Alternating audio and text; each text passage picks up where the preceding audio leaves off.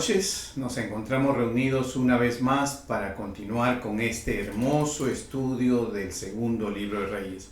Pero antes de iniciar quiero invitarlos a que inclinemos nuestros rostros y presentemos una oración a nuestro Señor, Dios Padre Todopoderoso. Inclinemos nuestros rostros. Señor, te damos gracias por esta noche, te damos gracias porque tú eres el Ebenezer, tú has sido, Señor, en este segundo libro de Reyes, el que nos ha conducido a través de tu palabra.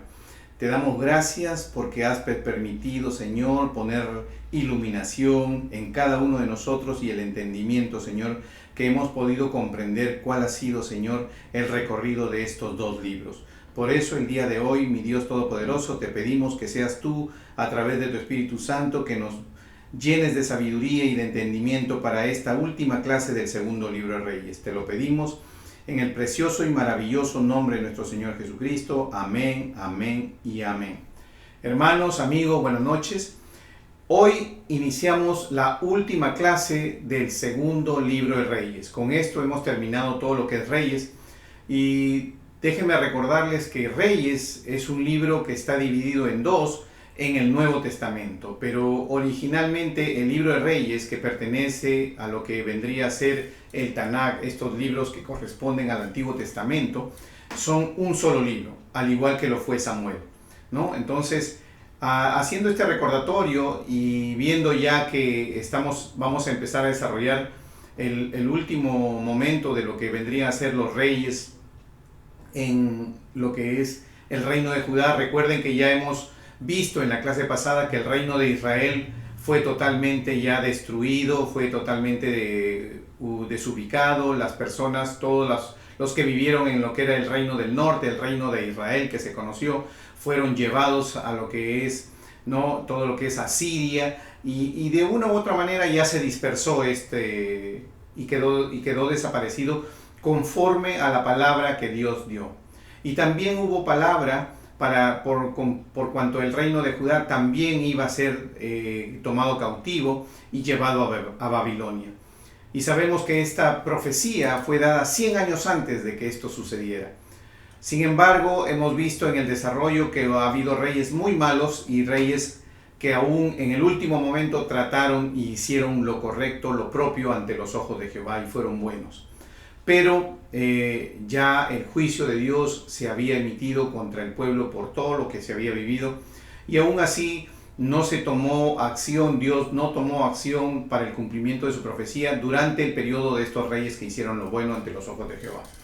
Ahora, es necesario que nosotros comprendamos que en estos capítulos que vamos a estudiar, que son el 24 y el 25, que corresponden ya al último tiempo del reino de Reyes, la geografía bíblica vendría a ser, ya en este caso tendríamos que referirnos a lo que es Babilonia. Como ustedes pueden ver, aquí tenemos el reino de Israel, que todavía aquí en la figura lo tenemos dividido. Ya el reino de Israel ha desaparecido, solo queda el reino de Judá.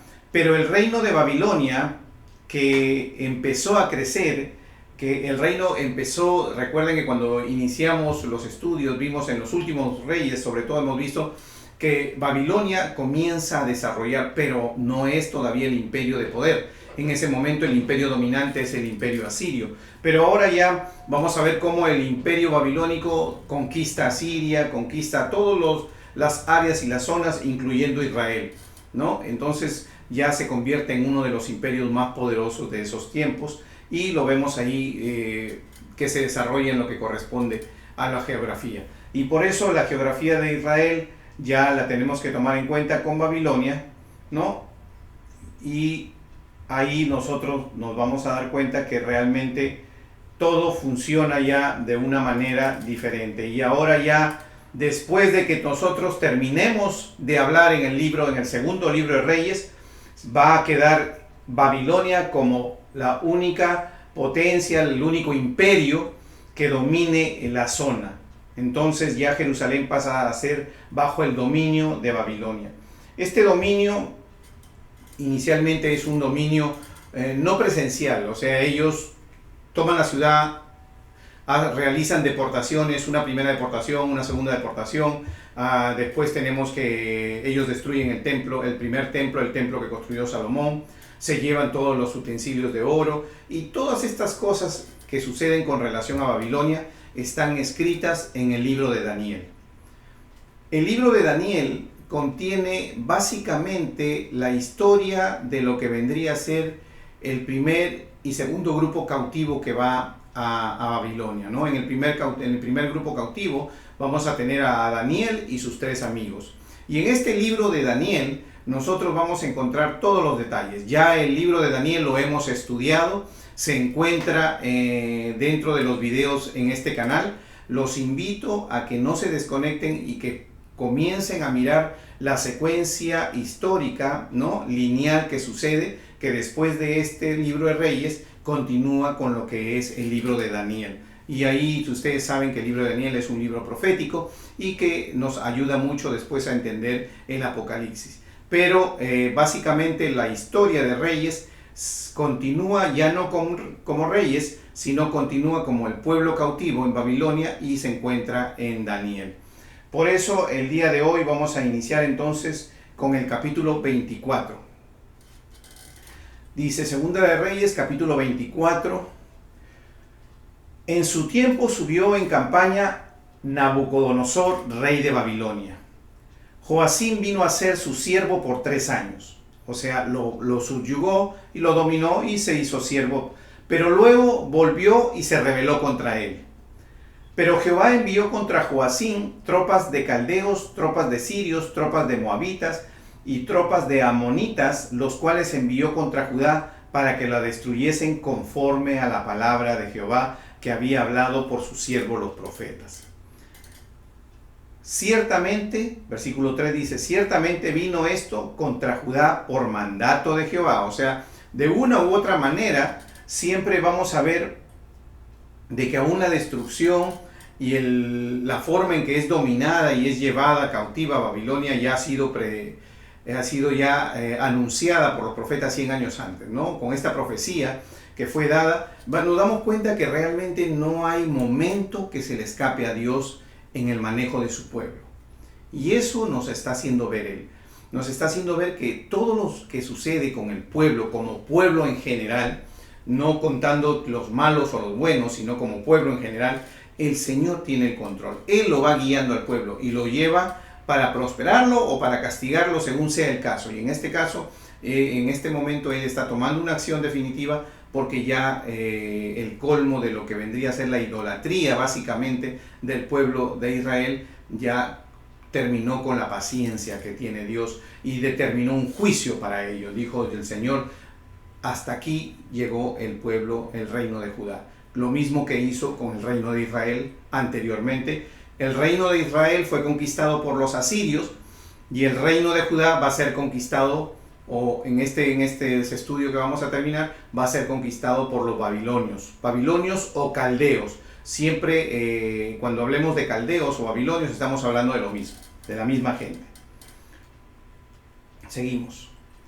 Dice, ciertamente vino esto contra Judá, dice, por mandato de Jehová para quitarla de su presencia, por los pecados de Manasés y por todo lo que él hizo. Ya recuerden que eso lo hemos estudiado, lo pueden ver en la clase anterior. Asimismo, por la sangre inocente que derramó, pues llenó a Jerusalén de sangre inocente, Jehová por tanto no quiso perdonar. Los demás hechos de Joacim y todo lo que hizo no está escrito en el libro de crónicas de los reyes de Judá. Y durmió Joacim con sus padres y reinó en su lugar Joaquín, su hijo. Y nunca más el rey de Egipto salió de su tierra, porque el rey de Babilonia le tomó todo lo que era suyo desde el río de Egipto hasta el río Éufrates. ¿Qué significa esto? Recuerden que tenemos al imperio asirio como la potencia del momento, que ya es vencida por los babilonios, y los egipcios, que habían sido la potencia anterior, aún quedaron con cierto dominio, aún quedaron con cierta fuerza, pero en este momento ya Babilonia se convierte en el imperio más poderoso y toma todo el territorio que corresponde a Egipto, y Egipto retrocede y se queda solo en su área geográfica de su propio país, y ya no tiene dominio ni influencia sobre lo que vendría a ser Israel y los países continuos, ¿no? Y así nos damos cuenta entonces que ya Egipto también es menoscabado, Asiria es dominado y entra al escenario Babilonia. Seguimos. Dice, versículo 8, de 18 años era Joaquín cuando comenzó a reinar y reinó en Jerusalén 3 meses.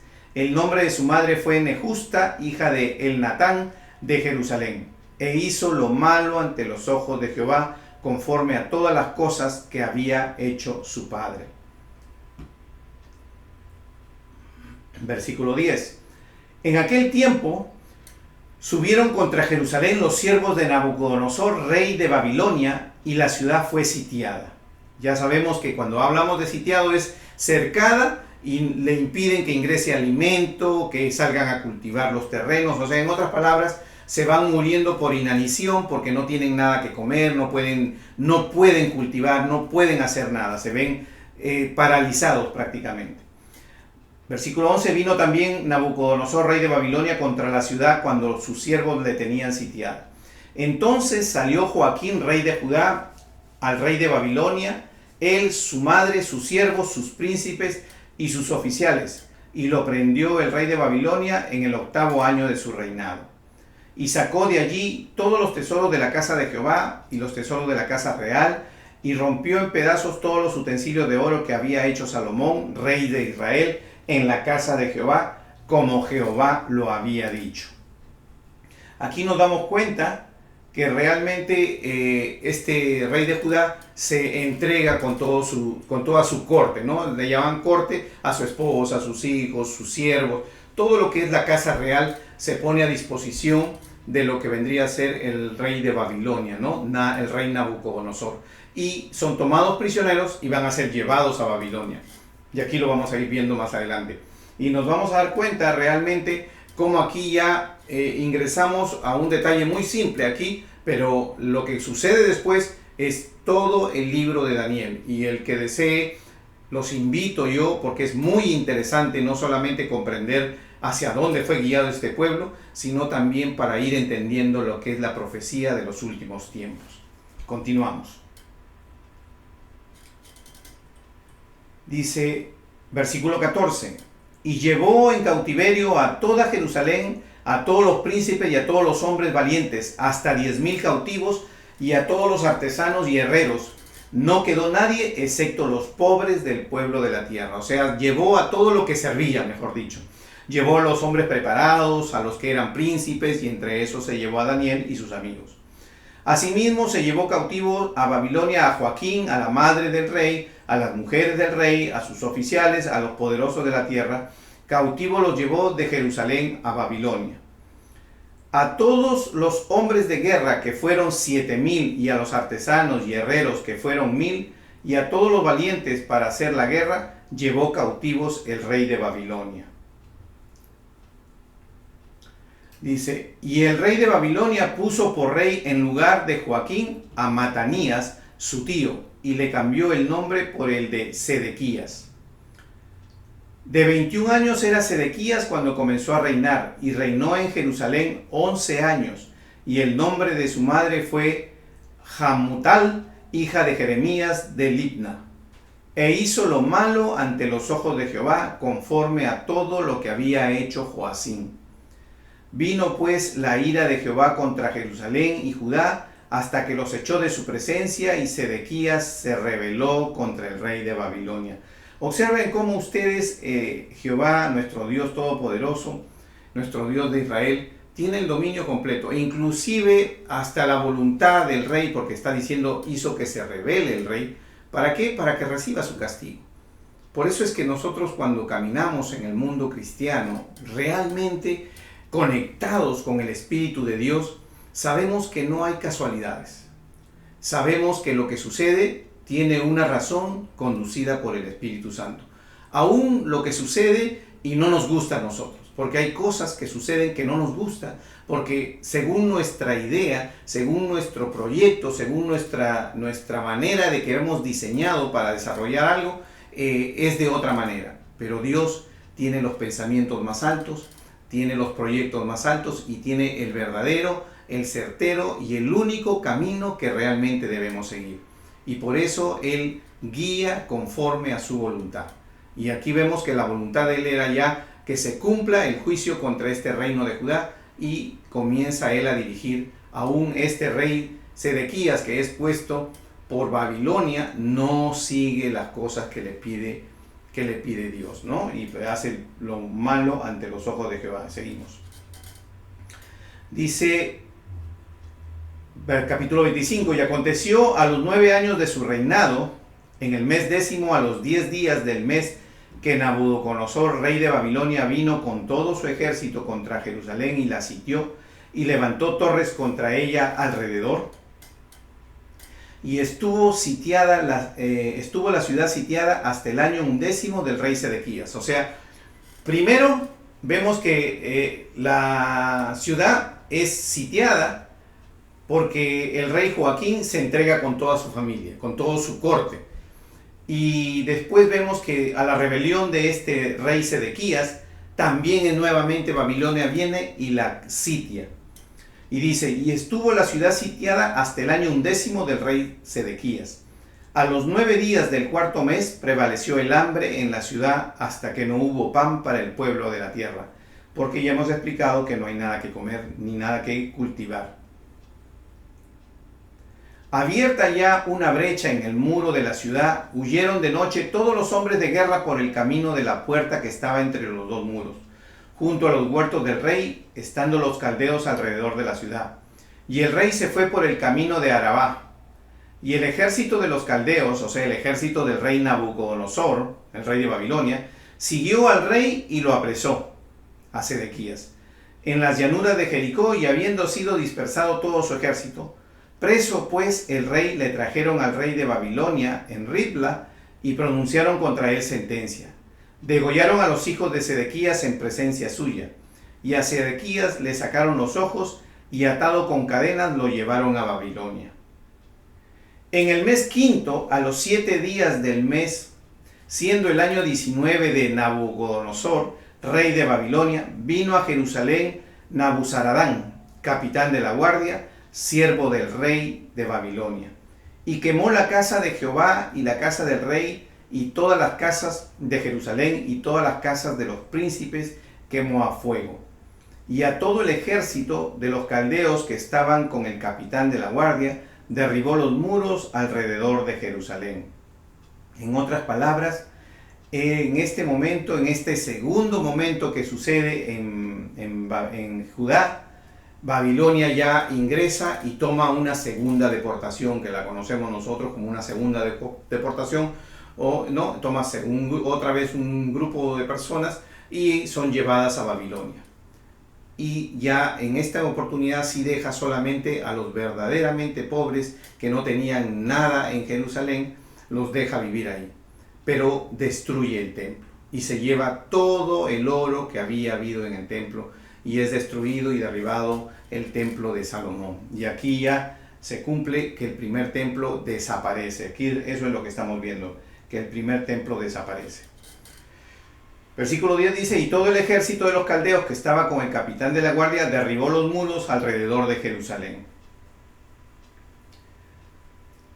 Y a los del pueblo que habían quedado en la ciudad, a los que se habían pasado al rey de Babilonia y a los que habían quedado de la gente común, los llevó cautivos Nabuzaradán, capitán de la guardia. Mas de los pobres de la tierra dejó Nabuzaradán, capitán de la guardia, para que labrasen las viñas y la tierra. Y quebraron los caldeos las columnas de bronce que estaban en la casa de Jehová, y las basas y el mar de bronce que estaba en la casa de Jehová, y llevaron el bronce a Babilonia. Llevaron también los calderos las paletas, las despabiladeras, los cucharones y a todos los utensilios de bronce con que ministraban, incensarios, cuencos, los que de oro en oro y los que de plata en plata, todo lo llevó el capitán de la guardia. Las 2 columnas, un mar y las basas de que Salomón había hecho para la casa de Jehová, no fue posible pasar por todo esto. Dice, la altura de una columna era de 18 codos y tenía encima un capitel de bronce. La altura de capitel era de 3 codos y sobre el capitel había una red de granadas alrededor, todo de bronce, igual labor había otra columna con su red. Observen ustedes todo lo que ellos destruyen, y acá es una descripción de lo que está destruyendo. Tomó entonces el capitán de la guardia, el primer sacerdote al primer sacerdote Seraías, al segundo sacerdote Sofonías y 3 guardias de la vajilla. Y de la ciudad tomó un oficial que tenía a su cargo los hombres de guerra y 5 varones de los consejeros del rey que estaban en la ciudad, el principal escriba del ejército que llevaba el registro de la gente del país, 70 varones del pueblo de la tierra que estaban en la ciudad. Estos tomó Nabuzaradán, capitán de la guardia, y los llevó a Ribla, y el rey de Babilonia, al rey de Babilonia. Y el rey de Babilonia los hirió y los mató en Ribla, en tierra de Hamat. Así fue llevado cautivo Judá sobre su tierra. En otras palabras, el rey de Nabucodonosor, en este momento, él lo que está haciendo a través de su capitán de la guardia, él está automáticamente tomando un grupo. Recuerden que esta es la segunda vez que está siendo sitiada. En la primera, el rey se entregó con toda su corte y es llevada detenida y es puesta en los calabozos de Babilonia, ¿no? De los caldeos. Pero en este segundo grupo, que él está sometiendo, no solamente mata a los hijos del rey, ¿no? Degollándolos, le saca los ojos al rey, sino que a su vez toma un grupo de personas a los cuales castiga prácticamente. Los mata, ¿no? Y vemos ahí que de esos incluye a los sacerdotes, algunos sacerdotes, incluye a algunas autoridades políticas y a gente del pueblo, ¿no? O sea, toma un poco de cada grupo y a esos los ajusticia como diciendo, estos pagan por todo lo que hicieron los demás que quedaron vivos. Y se lleva el otro grupo de personas, ¿no? Ahí nos vamos dando cuenta. Seguimos. Dice, versículo 22, y al pueblo que Nabucodonosor, rey de Babilonia, dejó en tierra de Judá, puso por gobernador a Gedalías, hijo de Ahicam, hijo de Safán. Y oyendo todos los príncipes del ejército, ellos y su gente, que el rey de Babilonia había puesto por gobernador a Gedalías, vinieron a él en Mizpa, Ismael, hijo de Netanías, Johanán, hijo de Carea, Seraías, hijo de Tahumet, Netofatita, y Hasanaías, hijo de Macateo, ellos con los suyos. Entonces Gedalías les hizo juramento a ellos y a los suyos y les dijo, no temáis de ser siervos de los caldeos, habitad en la tierra y servid al rey de Babilonia y os irá bien. En otras palabras, los hace como esclavos, ¿no? Servidores del reino de Babilonia. Mas en el mes séptimo vino Ismael, hijo de Netanías, hijo de Elisama, de la estirpe real, y con él 10 varones se hirieron a Gedalías y murió. Y también los de Judá y a los caldeos que estaban con él en Mizpa. Y levantándose todo el pueblo desde el menor hasta el mayor con los capitanes del ejército, se fueron a Egipto por temor de los caldeos. O sea, hicieron una revuelta y se corrieron para Egipto.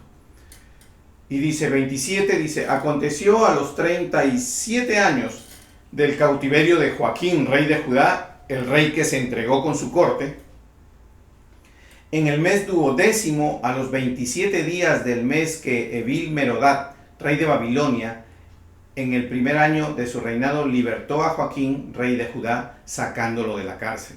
Y le habló con benevolencia y puso su trono más alto que los tronos de los reyes que estaban en Babilonia. Y le cambió los vestidos de prisionero y comió siempre delante de él todos los días de su vida. Y diariamente fue dada su comida de parte del rey de continuo todos los días de su vida. O sea, en otras palabras, en ese momento el rey Joaquín, que es el rey anterior al rey Sedequías, ese rey no muere. Ese rey no muere, no es asesinado, en otras palabras. No es que no muera, no es asesinado. Él cumple sus días ya en los finales de su tiempo. Como hemos leído, él es tomado por el nuevo rey de Babilonia y puesto ya en la corte y forma parte de los nobles de Babilonia, ¿no? Y lleva así su vida ya. Así es como termina el libro de Reyes. Vemos que ya el Señor en esta exposición de estos 2 capítulos nos muestra rápidamente que Él automáticamente usa Babilonia para destruir lo que es Judá. Resaltamos entonces que de esta clase vemos que ya Babilonia toma 2 grupos de personas, 2 deportaciones. En la primera va Daniel y sus amigos, en la segunda van otras 10.000 personas y también hay un ajusticiamiento, o sea, se emite un juicio de castigo a un grupo determinado nada más y el resto pasa a servir a lo que es el rey de Babilonia. Vemos que aquí se concreta la desaparición del primer templo construido por el pueblo de Israel, ¿no? Que es el templo de Salomón. Y vemos cómo aquí el rey de Babilonia toma todo el oro que tenía y todas las vasijas y es llevada, ¿no?, a Babilonia, a su zona, a su sede, y ahí lo tiene. Y ya todo lo que siga después, todo lo que sucede y la manera más detallada en la que se encuentra escrito en el libro de Daniel.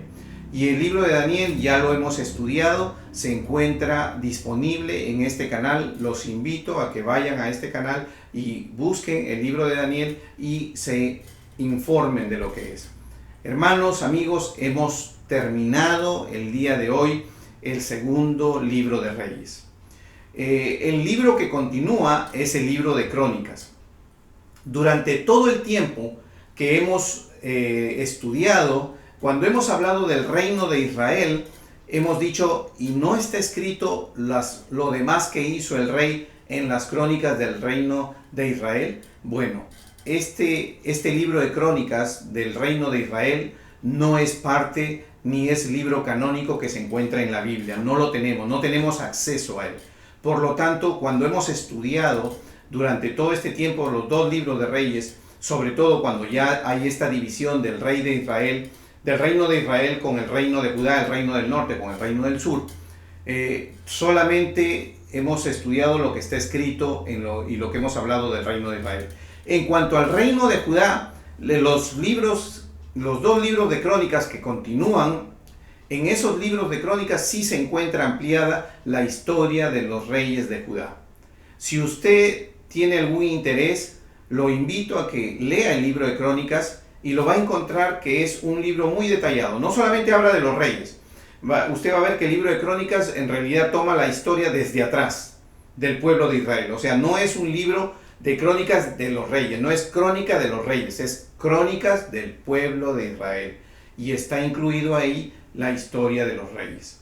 ¿Se dan cuenta? Entonces, si nosotros desearíamos, podríamos ir y consultar ese libro.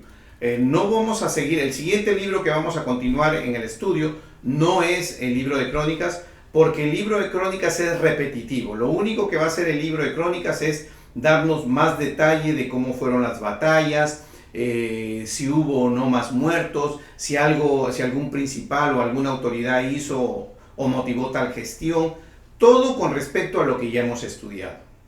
Todo lo que está escrito en el libro de crónicas lo hemos visto y lo hemos estudiado, y es una referencia para ampliar el tema.